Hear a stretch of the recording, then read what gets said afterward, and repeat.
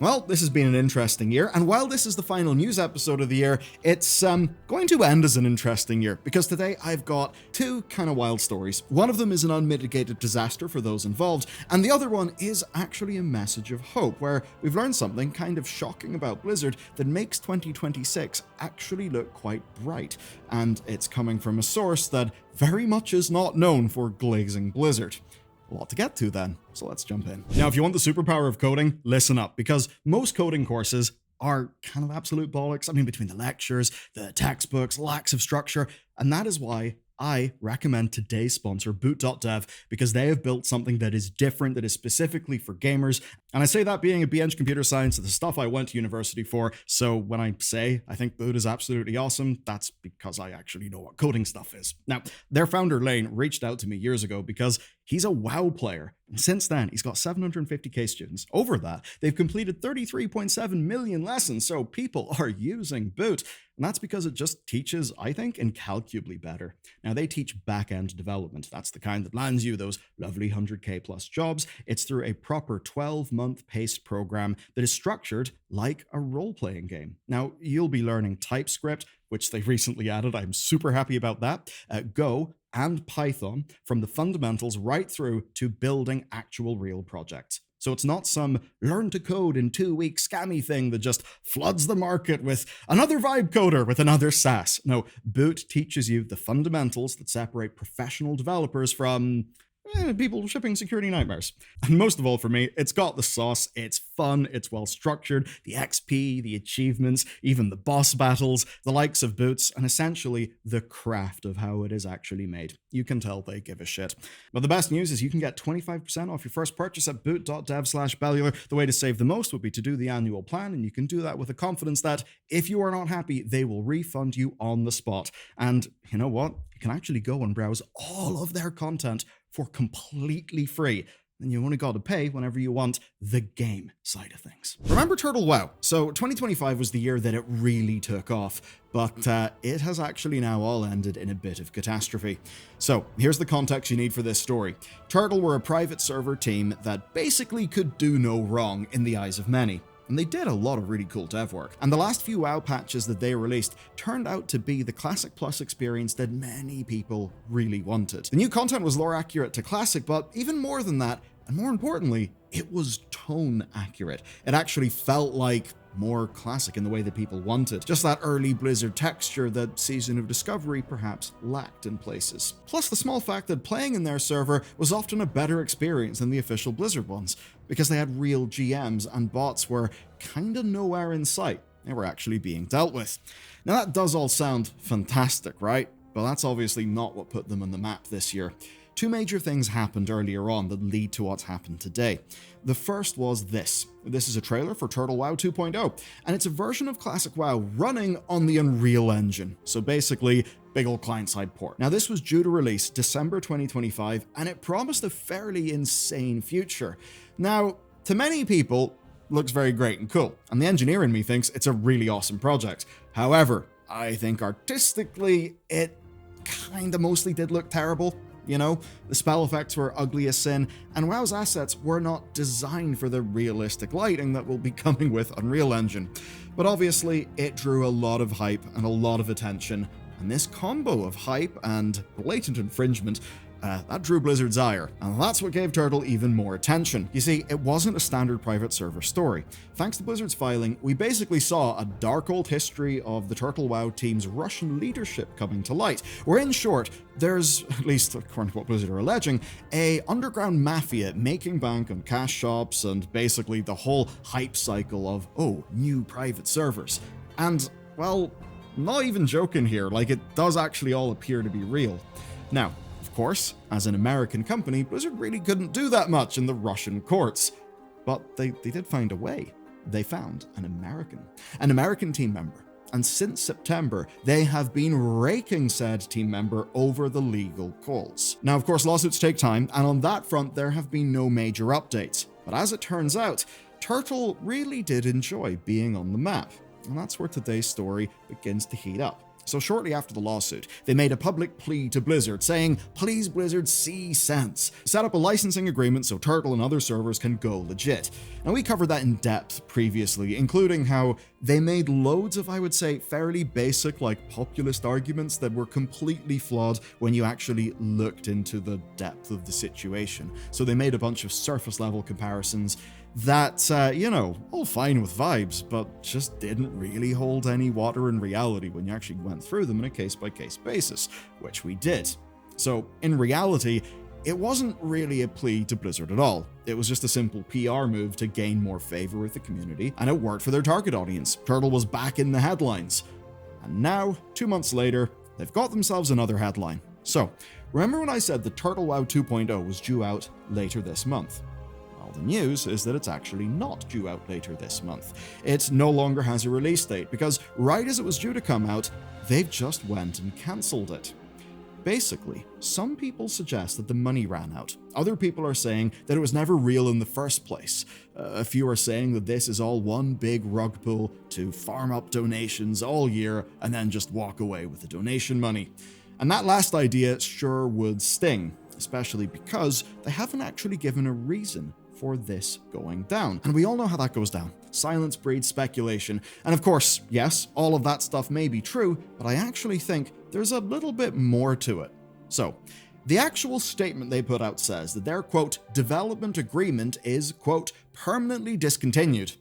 Now, that is a very specific sort of language. Essentially, it seems they're distancing themselves from the Unreal Azeroth team, or the people doing this work. Now, not long after, they also changed their domain name, and without warning, they moved from turtlewow.org to turtlecraft.gg. And that actually gave us the answer to what's going on here. Basically, Blizzard has them on the run, and specifically, Discovery is what has them on the run. And by Discovery, I don't mean the science, history, ghosts, and aliens people. No, I mean that part of the law, the process of legally obtaining evidence. This basically means bank statements, emails, that kind of thing. Just anything that could be relevant, right? So, in October, Blizzard's lawyers contacted every company they could, anyone that they could target as a part of their big case. And very importantly for today, that includes Epic Games. They're the makers of Unreal Engine, and it also includes Namecheap, who are the bunch that Turtle purchased their domain with. Now, that allowed Blizzard to find out more stuff about the people involved. As an example, like the domain owner in Kazakhstan, and the owner of AFK Craft, which is one of Turtle's shell companies. And this document, by the way, was filed the very same day as Turtle's announcement. So if you ask me, I think this is likely the real answer. The discovery process is finding people, and I think they are scrambling to get themselves out of the blast zone of all that stuff. So in the end, I think Blizzard's lawsuit has had the effect that they wanted. Turtle is on the run. I think what we're seeing here is basically evidence of that, as they are trying to clean things up so that, for them, hopefully, less is found in Discovery that would be a bad look, or perhaps more than a bad look. For now, though, there's no impact to the actual existing private server, but this is just the beginning of the legal process. So expect more major stuff here, but to end, in their plea to Blizzard, they said, Turtle WoW is here to stay. We will have to see how well that statement will age. The next year may look a bit grim for Turtle, but seemingly it looks kinda good for Blizzard. So here's the deal, right? Johanna Fares is someone who's been pretty much behind the camera most of the time. I wouldn't be surprised if many of you didn't even know who she is, but basically she has been Blizzard's president for about 2 years now, though she's very low-key about it. But largely we don't have a sense of her because we've not really seen her at BlizzCon. Obviously, there hasn't been a BlizzCon since she started the job, and there will be one in 2026. So to build up that public profile, she's done some interviews in the kind of Christmas roundup period that lots of outlets do. But before any of that, I need to draw your attention to one Reddit comment. So, Jason Schreier historically has been tearing Blizzard apart at just about every opportunity. I don't think that's because of some irrational hatred of Blizzard, it's, well, been reporting on the company's many foibles and sins over the last many years. So, that's where Jason's coming from. He's done a lot of stories in this company. He has a lot of sources in this company. He wrote a whole book about Blizzard's history that was, very much the things that would be left out of maybe the official company history. So, with that context in mind, what he had to share about Johanna was actually quite a shock, because apparently, she's a good president. A Reddit comment claimed that Blizzard staff actually like her. Jason then confirmed that, and in some ways, she's been an anti-Kotick, as in Bobby Kotick, where she's reportedly undone some of his initiatives. Now, from what we understand, she's fairly corporate, so we probably won't see her make, jabs at players like J. Allen Brack did. I'd say she's well media trained. I think that does come across in some interviews because there's a lot of corporate jargon that doesn't really mean that much, but apparently there is a really big difference, maybe between her and Jay, and that is that by these reports, she's actually competent, which must be quite nice if you're working there. So, in an interview with Jason, let's get on to the meat of things then, she went over some of what she's changed over the last few years. First, there's the new partnership with NetEase. That's a fairly obvious one, and it was actually one of her priorities. And of course, with that happening, she's now got millions more players somehow being involved with Blizzard's pockets, via the intermediary, of course, of NetEase. Now, the other big initiative that she's had, to put it bluntly, has been keeping employees sane. Or basically, since her arrival, they've been internally transparent about how well games are doing financially. And they do this very regularly, and that means that staff pretty much always know what their bonuses are going to look like and where that bonus is going to come from. So basically, people kind of understanding why things are happening, which is often good for morale. And I think on that topic, there's another big change. Really huge one, and that is that the bonus pools are now company-wide. So basically, the Warcraft team would benefit if Diablo does well, and vice versa. That's actually really good. If one game is in between cycles, but another game has a really big release, then basically the bonus pool should be more smoothed out. And the reason why that's good is company retention rate. That's really important if you're a player of World of Warcraft, which you probably are if you're watching this video. Basically, talent walking out the door is often the thing that actually rots games the most. We only talk about dev decisions because those are very easy things to notice publicly, but there's just that silent brain drain that is the real killer of teams over years upon years. So, this being fixed up is definitely good, and historically, this bonus stuff was one of the worst problems at Blizzard, where people would crunch their ass for a few months on a real low salary, all because there would be a promise of a bonus, but then that bonus may never really appear. Ultimately, people would often not really know why they didn't end up getting a bonus, and then management basically say, hey, good times are just around the corner, hold on another year and then there'll be a big bonus. And for years upon years, that kind of worked. But then Blizzard's reputation went down, and people in that local area started paying a hell of a lot of more money. Essentially, a lot of Blizzard's best talent just got poached by Riot. Obviously not just Riot, but you get the picture, and they tended to be the people offering the most money. Now, I don't want to bore you with more technical production detail things, but this will actually matter to the game that we're getting, so here's the takeaway on the actual how games are getting made front from these interviews. And that is that, allegedly, Blizzard is genuinely changing.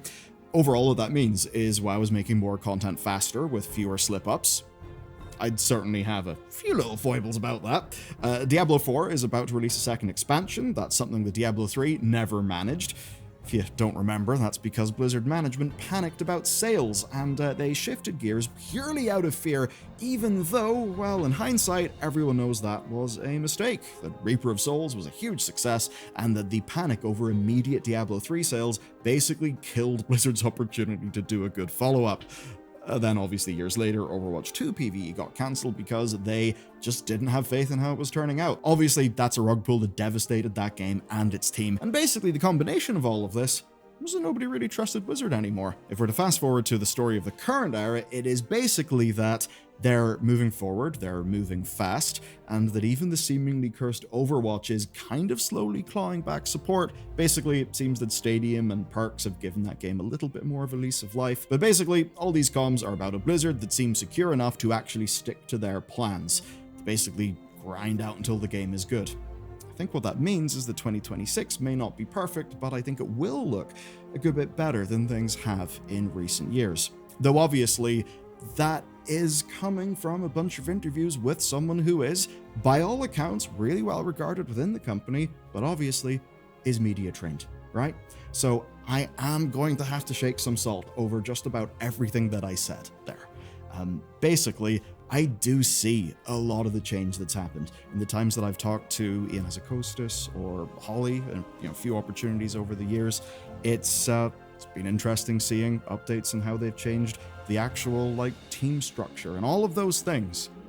But as much as that has given us good shit, obviously we've had a lot of QA issues when it comes to patches. And for as amazing as, say, player housing is, and I think it genuinely is amazing, I mean, they also did ship the new player experience with loads of foundational problems, which isn't the best way to finish off an expansion. So, I love all the vibes coming from these interviews with Johanna Fares, but I certainly would say the quality of delivery needs to be better than it was in 2025. Because even cool features, like, say, Light's Radiance, or even the dreaded Awakening the Machine, they could have been cool if the seemingly intended overall design kind of made it into the game. But obviously, you look at Awakening the Machine, that was clearly cut from at least what data mining suggested it at one point could have been, and the likes of Flame's Radiance were kind of written off by players because it was busted when it launched. We can't have that continuing, so for as good as all that stuff from Johanna is, I need to see the quality of delivery go up. And that brings me to our final thing.